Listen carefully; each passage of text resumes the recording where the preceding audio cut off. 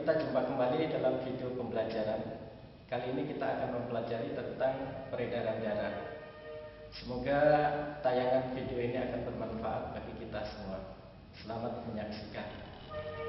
Pemirsa, kita jumpa lagi dalam video pembelajaran. Kali ini kita akan membahas mengenai darah. Darah sebagai alat transportasi dalam tubuh manusia. Fungsi darah utama adalah sebagai alat transportasi dalam tubuh manusia, yaitu 1. Pengedar sari-sari makanan dan oksigen ke seluruh tubuh. 2. Mengangkut bahan-bahan sisa dari seluruh tubuh untuk dibuang melalui ginjal, kulit, dan paru-paru. Informasi: darah mengedarkan oksigen ke seluruh tubuh untuk membakar sari-sari makanan. Pembakaran sari-sari makanan ini menghasilkan tenaga atau energi. Pembuangan bahan sisa dari ginjal itu berupa air dan urea atau air seni. Dari kulit, air atau keringat. Dari paru-paru, karbon dioksida. Bagian-bagian darah.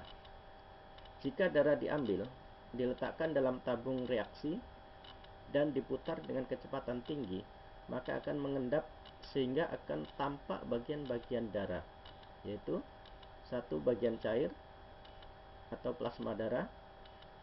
2. Bagian padat yang terbagi menjadi A. Sel darah merah atau eritrosit, B. Sel darah putih atau leukosit, C. Keping darah atau trombosit. Plasma darah. Dalam plasma darah terlarut zat-zat makanan, fibrinogen, serum, dan lain-lain. Peranan atau kegunaan: 1. Mengangkut sari-sari makanan, hormon, zat sisa. 2. Membantu penggumpalan darah. 3. Membentuk ketahanan tubuh. Sel darah merah atau eritrosit. Peranan atau kegunaan: mengikat oksigen dan karbon dioksida. Informasi: tiap-tiap sel darah merah mengandung hemoglobin yang mengikat oksigen dan karbon dioksida. Hemoglobin mengandung zat besi.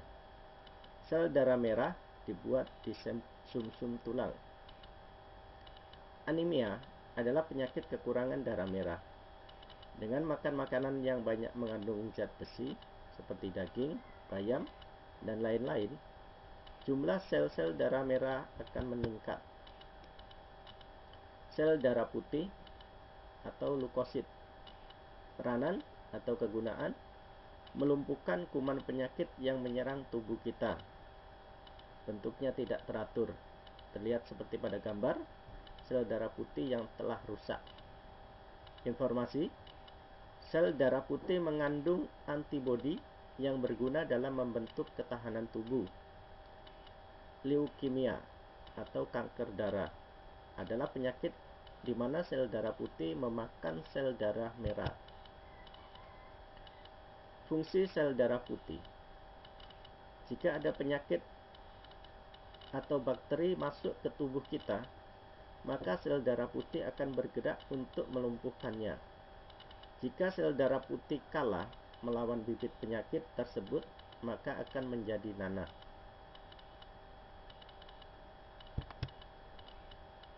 Keping darah atau trombosit. Peranan atau kegunaannya: menutup luka.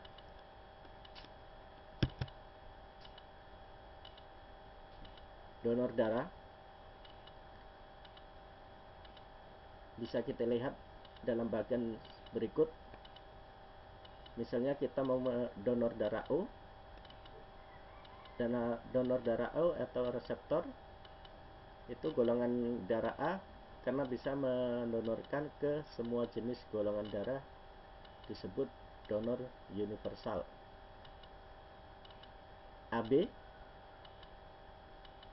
golongan darah AB karena bisa menerima semua jenis golongan darah, disebut reseptor universal.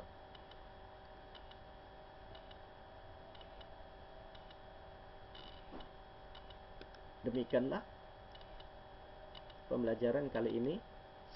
Semoga bermanfaat bagi kita. Amin.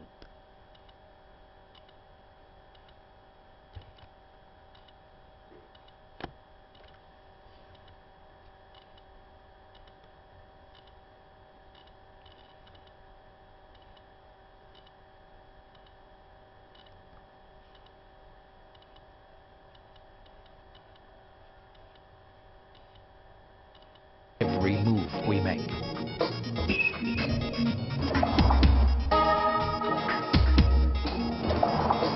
At the heart of all this is the heart. We say the heart leaps, sinks, swells, aches, and breaks. What it really does is pump. The heart drives blood all over the body through a labyrinth of vessels.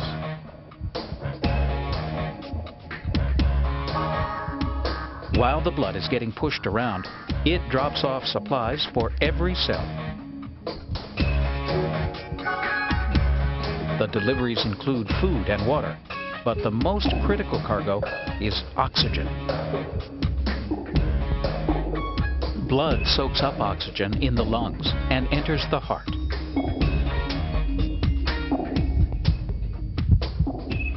The heart has 4 hollow chambers that work in pairs as 2 separate pumps. One pumps blood to the lungs to pick up oxygen, while the other pumps blood through the body to drop it off.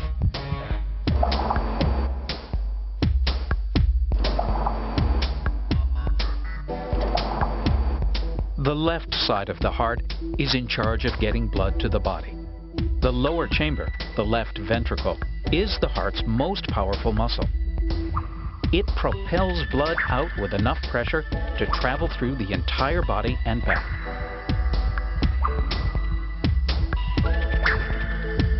This is no small feat. There are 60,000 miles of blood vessels, enough to go around the Earth 2.5 times. Blood leaves the heart through the body's largest artery, the aorta. It runs north, where the blood can take off toward the arms or brain, and then turn south to feed the middle and lower body. Arteries are more than just tubes. Built into their strong walls are muscles that control blood pressure and direct blood to where it's most needed. Large arteries branch into smaller tributaries called arterioles. They in turn lead to capillaries, where the blood drops off its vital supplies. The walls of these tiny vessels are thin enough for molecules to slip through. Like coffee grinds in a filter, the blood stays inside, but fuel and oxygen seep through to feed nearby cells. Blood has 3 main ingredients. Plasma is the liquid part of our blood. White cells are hunters. Their prey are germs and viruses.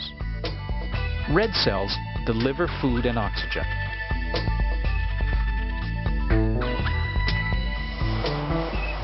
The harder we work, the more of these molecules we need. Blood's also a trash collector. When muscles burn oxygen and food, they create waste, carbon dioxide. Blood helps get rid of this gaseous garbage. After trading oxygen for carbon dioxide, blood heads back toward the lungs and heart. Capillaries drain into small veins, which join up to form large vessels. Veins often lie next to arteries running the opposite direction. Every second, the 2 vessels carry the same amount of blood, but the veins are wider to make up for the loss of pressure and the flow against gravity. Just 40 seconds after leaving the heart, the blood is back. This time it enters the right side. The right ventricle pumps it on a short trip through the pulmonary artery to the lungs.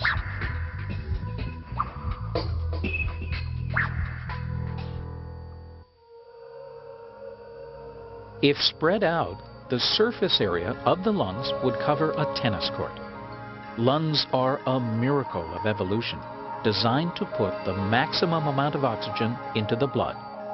Although they fill 90% of the chest, the lungs weigh only 2.5 pounds.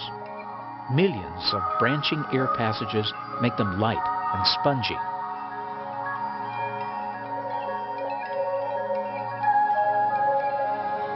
Lung design is essential for our survival, since oxygen makes up only 1/5 of the air we breathe.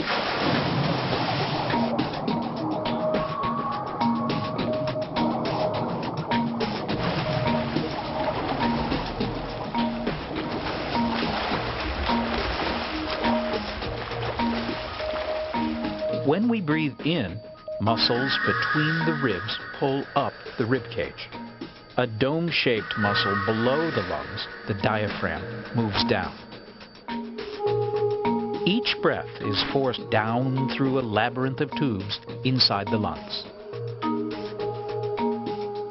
The air passages split over and over again, ending in miniature airbags called alveoli.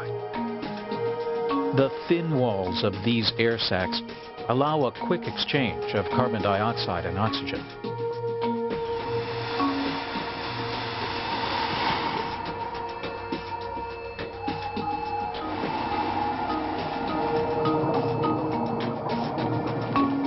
Once loaded with life-giving oxygen, the blood returns to the heart to take a trip around the body again.